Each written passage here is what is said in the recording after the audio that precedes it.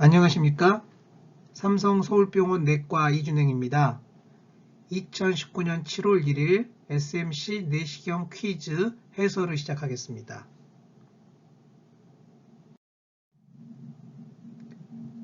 쉬운 문제로 시작합니다. 식도암인데요. 침윤 깊이가 무엇이라고 생각하십니까? 침윤 깊이는 과거에 심달도라고 불렀는데요. 일본식 용어라고 하여 최근에는 침윤 깊이로 부르고 있습니다. Depth of Invasion입니다.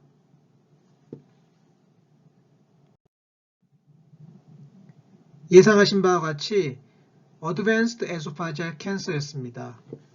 Proper Muscle까지 invasion된 1.7cm 크기의 Poorly Differentiated Squamous Cell Carcinoma였습니다.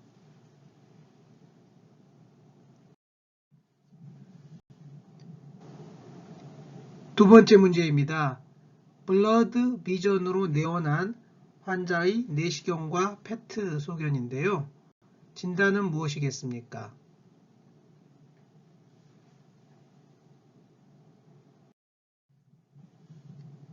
뇌와 위와 뼈로 전이가 있었던 말리그넌트 멜라노마였습니다.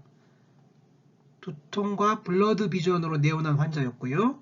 MRI에서는 malignant bone mass such as skull base metastasis with hypoglossal canal involvement and denervation injury of tongue right와 같은 어려운 판독이었는데요. 여하튼 메타스타시스라는 얘기였고 페트에서도 메타스타시스 소견이 보였습니다. 위 내시경에서는 위체부와 전장부에 골고루 매우 많은 검은색 점들이 관찰되었고 조직검사에서 모두 말리그넌트 멜라노마 소견이었습니다. 이뮤노히스토케미칼 스테이닝도 말리그넌트 멜라노마에 합당한 소견입니다. 멜라노마의 위전이는 주로 SMT-like 엘리베이티드 리전이 다크 피그멘테이션으로 보이는데 오늘의 증례는 플랫 다크 스팟들로 관찰된 드문 예가 되겠습니다.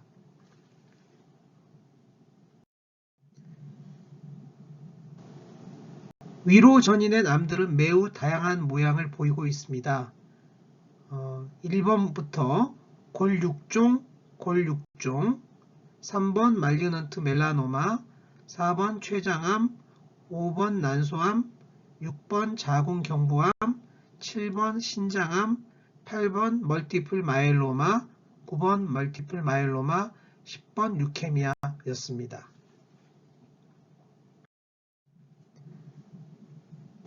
위로 전이는 말리그넌트 멜라노마의 가장 전형적인 소견입니다.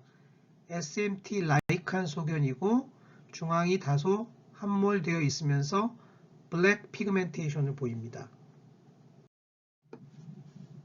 이처럼 작은 말리그넌트 멜라노마 위 전이도 발견한 바 있습니다.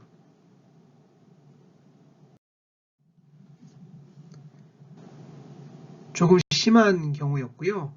말리그넌트 멜라노마가 브레인과 12지장의 다발성 전이를 보였던 환자입니다.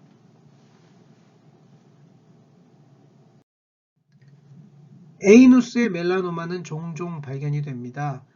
마일스 OP를 시행하였는데 침윤 깊이는 그다지 심하지 않았으나 림프절 전이가 현저했던 환자고 마일스 OP 4년 이후에 위내시경에서 증상은 없었지만 다발성 메타스타틱 노드들이 발견된 상황입니다.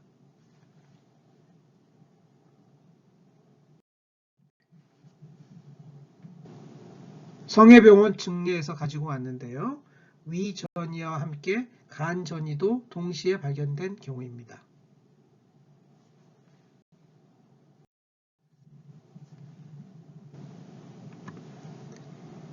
이 환자는 조금 예측하기 어려웠습니다. 위암으로 서브토탈 게스트렉토미를 받았던 환자가 수년 이후에 추정 내시경에서 위에 다발성 Elevated Lesion with Central Depression이 보이고 발적을 보였습니다. 내시경 유관 소견만 가지고는 간별 진단이 무척 어려웠는데요. 조직검사에서 말리그넌트 멜라노마의 스토막 메타스타시스로 확인되었습니다.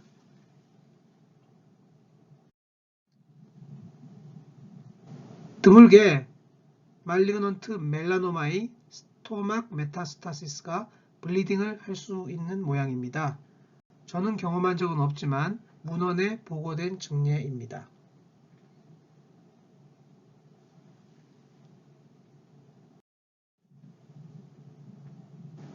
조기위암 환자입니다. CT에서 보이는 소견은 무엇일까요? right kidney 혹은 그 상방에 메스가 있었고 이는 피오크로모사이토마였습니다. 피오크로모사이토마는 수술 도중 건드렸을 때 매우 심한 하이프로텐시브 크라이시스를 일으킬 수 있기 때문에 충분히 약제를 투여하고 조심스럽게 수술을 해야 한다고 합니다.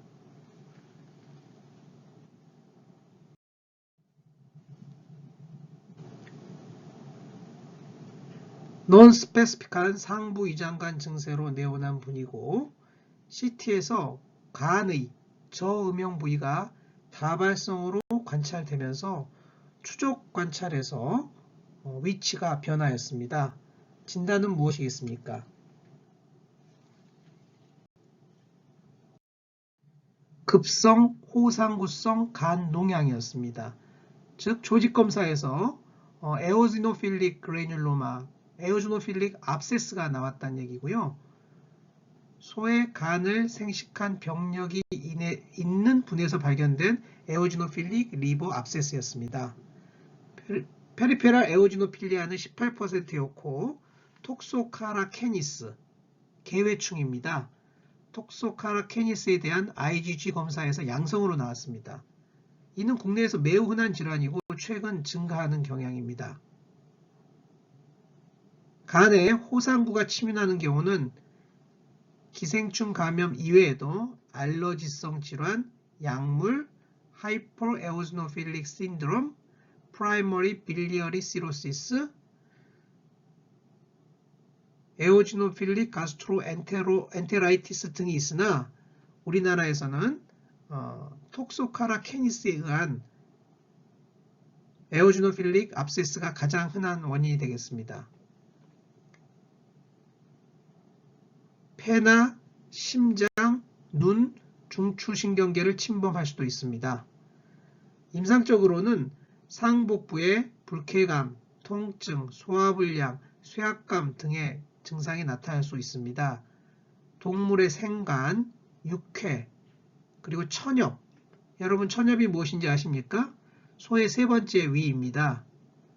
야생동물 등을 섭취한 병력을 가진 분들에서 많이 생기고요. 10%에서는 개를 키우고 있다고 합니다. 특이한 점은 3분의 1 이상에서 톡소카리아시스 이외의 기생충에 대한 혈청 엘라이즈 검사에서도 양성 반응을 보인다는 점인데 크로스 리액션이 가능성이 높습니다. 드물지만 대변 검사에서 개회충의 충난이 검출된 경우도 있습니다. 에오지노필릭 압세스의 전형적인 간 조직 검사 소견입니다. 이 환자의 소견은 아니었습니다. 예를 보여드리면 주로 포탈 비너스 스페이스에 잘 보이는 저음영 봉소가 검사를 할 때마다 모양이 바뀌는 그런 양상이고요. 어떤 환자에서는 검사를 4번 하였을 때 이렇게 위치가 계속 변한 것을 알 수 있습니다. 위암 환자에서 보였던 에오지노필릭 리버 압세스이고요. 이러한 소견이 보이면 혹시 전이 아닌가 의심하여 여러 번 검사를 하게 되는 경우가 있습니다. 이 환자는 그림과 같이 천엽, 소의 세 번째 위를 생식한 병력이 있었습니다. 톡소카라 캐니스 IgG 안티바디 검사가 흔히 시행되고 있습니다. 이러한 검사의 예민도는 91%, 특이도는 86%이며 트리키넬로시스, 파시올리아시스, 아메비아시스, 스트롱질로이도시스 등 몇 가지 기생충 질환 환자에서 크로스 리액션을 보일 수 있습니다. CT에서는 2cm 이하의 다발성 종괴로 보이고 마진이 퍼지하고 하이포 어테뉴션을 보이면서 위치가 변하면 내 CT 소견만 가지고도 진단할 수 있겠습니다. 특별한 치료를 하지 않더라도 에오지노필리아는 6개월 내에, 간의 병변은 1년 내에 사라진다고 합니다. 따라서 교과서적으로는 톡소카라 캐니스에 의한 에오지노필릭 압세스의 치료 원칙은 경과 관찰입니다. 반드시 완전히 소멸될 때까지 확인하도록 되어 있는데요. 기생충학 책에 보면은 이러한 언급, severe symptom을 가지고 있는 환자에서는 메벤다졸을 쓸 수 있다 이렇게 되어 있거든요. 그래서 실제로 기생충 전문가에게 찾아오는 경우는 경과 관찰을 권하고 간 전문가를 찾아가는 경우에는 메벤다졸 혹은 알벤다졸을 투여하는 경우가 많은 게 현실입니다. 제가 학생 때 배운 이순영 교수님의 임상기생충학 계열을 보면 티아벤다졸을 하루 2회 5일간 사용하는 것이 표준이고 알벤다졸을 2주간 사용하기도 한다 라고 쓰여져 있습니다. 감염된 개를 찾아 구충하면 좋다는 이야기도 있었는데요. 실제로 주변에 워낙 개들이 많기 때문에 감염된 개를 찾아 감염된 개를 찾아 개회충을 구충하는 것은 무척 힘든 일이 아닐까 생각이 되었습니다. 소견과 진단은 무엇이겠습니까? 위와 대장에 멀티플 용종이 있는데 그 용종 하나하나의 모양은 매우 헤테로지니어스한 양상입니다. 여러가지 폴리포시스를 모두 고려해 보아야 하겠습니다. 답은 포이스-예걸스 신드롬입니다. 부칼 무코자의 피그멘테이션입니다. 다른 각도에서 바라본 부칼 뮤코자의 피그멘테이션입니다.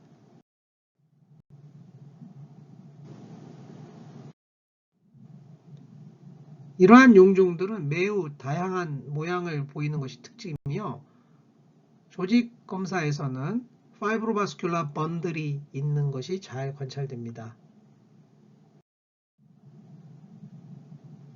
또 다른 환자입니다. 모두 비슷한 소견을 보이고 있습니다.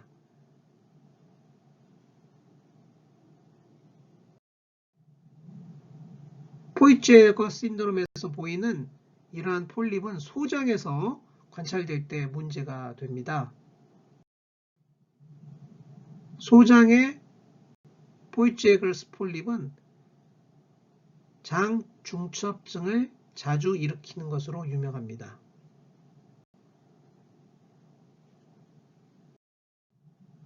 포이츠제거 신드롬 환자의 위에서도 다양한 하이퍼플라스틱 폴리포시스 비슷한 용종이 보일 수 있음을 잊지 마시기 바랍니다. 경청해 주셔서 감사합니다.